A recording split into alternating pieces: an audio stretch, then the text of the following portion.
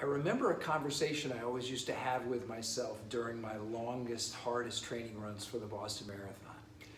I'd get to 17 or 18 miles and be looking at the next miles at race pace and thinking to myself, just when I was ready to bail or to back off, this is when it's beginning. This is it. This is the start of the run. And mentally, it allowed me to step into a space where I recommitted and realized that all of the benefit of that session was about to be gleaned. And I was 17 or 18 miles into the run. And maybe you've had this experience yourself.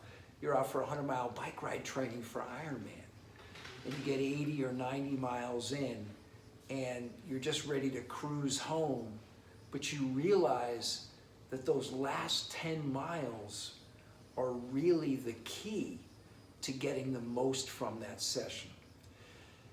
You know, one of the mistakes that most athletes make, and I'll put endurance athletes at the top of this list, is bailing mentally on a session just at the point when you're ready to get the benefit from it. Whether it's strength training or working on some movement element, we tend to pour most of our energy into the early phases of that training, and just when it starts to really get uncomfortable, we back off and say, we're done.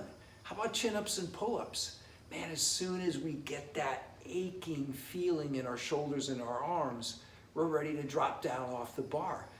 No, that's when you get the benefit.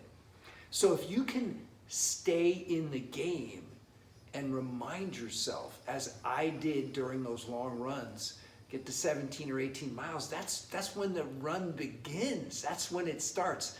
If you can stay in the game and glean the most benefit from the late stages of that session, you're gonna see your improvement skyrocket. Because just at the point when you typically bail, you're going to bring a new higher level of focus.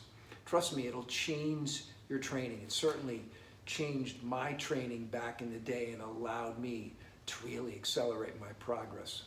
Give it a try. Remember, just when you're ready to bail, that's when it begins.